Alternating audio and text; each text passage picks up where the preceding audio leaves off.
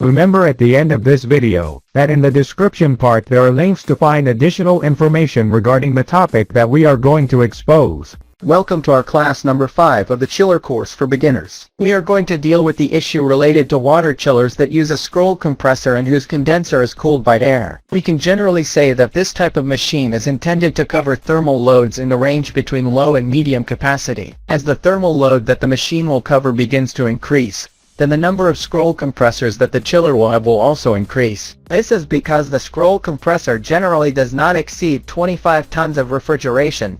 Although this value is only referential, we can find special models, specific models, but on average we can say that we are talking about capacities below 25 tons of refrigeration. Thus, if we are going to have a 100-ton unit, we will probably have more than 4 scroll-type compressors. By the way, speaking of the scroll compressor, we can say that this machine is a fairly efficient compression machine, especially if we take into account that all the work that the motor constantly performs is for compression. We refer to this if we compare with the piston compressor, where part of the work done by the motor coupled to the compressor is used for the admission of refrigerant. Let us remember that in the piston compressor we need to have an intake stroke and a compression stroke. That is, we are going to invest a part of the electrical effort in the admission or entry of refrigerant to the compression chamber of the compressor. Not in the scroll compressor. The same way the compressor is designed allows the refrigerant to enter and be trapped between 2 scrolls or spirals that are one rotating with respect to the other. This system allows, in addition to not making a transformation of the rotational movement to a line as in the case of the piston, where we are going to transform the rotational movement of an engine to a linear movement such as that carried out by a piston. Not in the scroll compressor. Notice that practically the movement is still a rotational movement. The scroll compressor also has an advantage that the outlet pressure is independent from that of the condenser. This part is quite important, and we are going to see it in later classes of our chiller course, where we are going to understand that this makes the scroll compressor a very efficient machine. If you want to acquire more advanced knowledge about chillers and industrial refrigeration plants, you can visit mundochiller.com and take our private programs for the training of professionals in the sector. Every month we are opening courses with new groups. Online modality. Now we have to mention something important at this point, and that you as a technician must understand the fact that a water chiller with an air-cooled condenser like the subject we are dealing with in this class has a scroll compressor does not mean that this chiller is necessarily efficient.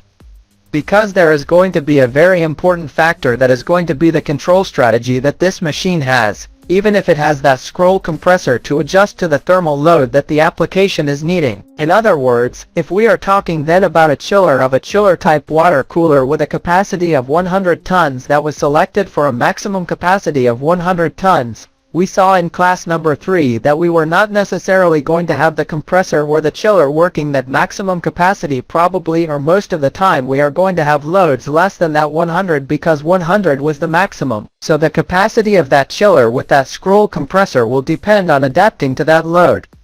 In the event that we have a maximum of 100 tons, at the time that we have 60 tons, we need the cold production commanded by those compressors to be able to adapt or get as close as possible, more than possible, to those 60 tons that are needed. We do not gain anything having a chiller with a scroll compressor that generates 100 tons of cold when 60 tons are needed, and these 40 are just waste of frozen water. So it should be clear, very clear, the idea that it will depend a lot on the fact that the chiller can adapt to lower loads than the maximum with the scroll compressor. What strategies is important to mention in this class? What strategies can we find in these water chillers? Well, speaking of the most basic, we can have the strategy regarding the number of compressors on at the beginning of this class. We are talking about the fact that it is very likely that as the thermal load of the chiller increases, the number of compressors will also increase. So if we have a control system, if the water chiller has a control system to be able to manipulate the number of compressors on according to what we need for cold, then we are going to make our chiller with an air-cooled scroll compressor more efficient. What is understood? We have that the machine have a control system that manipulates the number of scroll compressors on so that it approaches the value that is needed and does not exceed the production of cold. If we exceed the production of cold, we will have an excess consumption of unnecessary electricity. In the long run, we are going to have problems in the chilled water plant. If we have an exaggerated cold production, then the number of compressors on is a technique widely used by air-cooled scroll compressor chiller manufacturers. Another technique that is usually used with this type of chiller is the use of the scroll compressor with a frequency inverter or scroll inverter compressor. If at least we have a compressor in the machine where the controller can manipulate the RPM of the compressor, then we are going to manipulate the generation of cold. It is important to mention that when we change the motor speed, we are changing the amount of refrigerant that is sucked from the evaporator. We should not relate it directly to the pressure. We should relate the speed change directly to the refrigerant suction that comes from the evaporator and goes to the chiller with scroll compressor. Then we are speaking of two quick control techniques in later classes of this chiller course, and in more advanced courses in the chiller world you will see the techniques of eternal load control in more detail.